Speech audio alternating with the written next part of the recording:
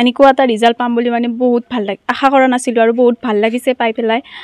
আৰু ইয়াৰ কাৰণে মই মোৰ মা দেউতাক মানে ধন্যবাদ দি ক'ব নোৱাৰিম আৰু বহুত ভাল লাগিছে। আৰু ৰিজাল্ট কৰাৰ ক্ষেত্ৰত মোৰ গাঁৱৰ মানুহেও বহুত প্ৰেৰণা জগাইছে, মানে উৎসাহ দিছে, এনেকৈ ভালকৈ পঢ়িব কৈছিল চবে।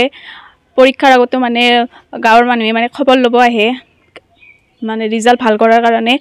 আৰু দেউতাই মানে বহুত কষ্ট কৰি পঢ়াইছিল মোক।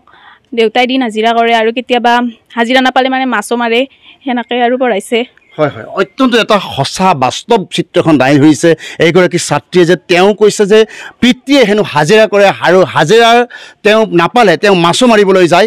অনুচিত জাতিৰ এগৰাকী ছাত্ৰী আৰু এই দুখীয়া ছাত্ৰীগৰাকীক ইতিমধ্যে বহু মানুহে আশ্বাস দিছে যদিও অকণমান যদি সহায়ৰ হাত আগবঢ়ায় তেনেহ'লে এই ছাত্ৰীগৰাকীয়ে আৰু উন্নত ফালে গতি কৰিব পাৰিব। মই পিতৃৰ পৰা জানিব বিচাৰিছোঁ, আপোনাৰ আজি ঘৰত অগণন মানুহ উপস্থিত হৈছে, কেনেকুৱা অনুভৱ আপোনাৰ?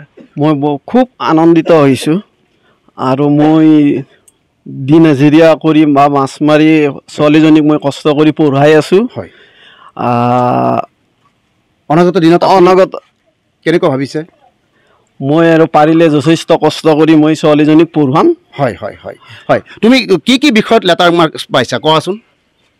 মই ইংলিছ, অসমীয়া, লজিক, পলিটিকেল চায়েন্স, ইকনমিক্স আৰু এডুকেশ্যনত লেটাৰ পাইছোঁ। সৰ্বমুঠ নম্বৰ কিমান পাইছা?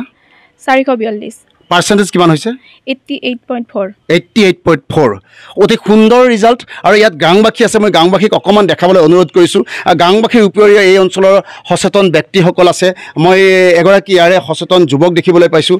আপোনালোকৰ গাঁৱৰ যি ৰিজাল্ট, হয়, দিনক দিনে উন্নতিৰ ফালে গতি কৰিছে কুকুৰমাৰা গাঁওখনৰ, আপুনি কি ক'ব এই ক্ষেত্ৰত?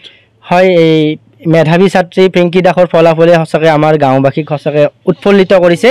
এই চমকপ্ৰদ ৰিজাল্টৰ অন্তৰালত আচলতে তেখেতৰ পিতৃ মানে আমি তেখেতক ধন্যবাদ জনাব লাগিব। তেখেতে সৰুৰ পৰাই ছোৱালীকেইজনীক যথেষ্ট মানে অনুশাসনৰ মাজত ৰাখি তেখেতে মানে লিখা পঢ়া কৰাইছে। তেখেত সঁচাকৈ গাঁওবাসীৰ কাৰণে আদৰ্শ। হয়, অনুশাসন, হয়, এটা সুন্দৰ শব্দ কৈছে যে পিতৃয়ে সুন্দৰভাৱে অনুশাসনৰ মাজত ছাত্ৰীগৰাকীক ৰাখিছে। আৰু এই অনুশাসনৰ মাজত হয়তো ৰখাৰ কাৰণে এই ছাত্ৰীগৰাকী আজি উন্নত মানৰ ৰিজাল্ট কৰিবলৈ সক্ষম হৈছে। আৰু এই যি ঘৰটো, এই ঘৰটোতে তেওঁলোকে অলেখ সপোন দেখিছে, এই ঘৰটোতে তেওঁলোকে জীৱনৰ ছন্দ বিচাৰি পাইছে। আৰু মই সমগ্ৰ অসমবাসীৰ লগতে মই এই অঞ্চলৰ বিধায়ক তথা পূৰ্বৰ বিধায়ক সকলোকে অনুৰোধ কৰিম যাতে এনেকুৱা ধৰণৰ গৰীব ছাত্ৰ ছাত্ৰীসকলক তেওঁলোকে সহায়ৰ হাত আগবঢ়ায়।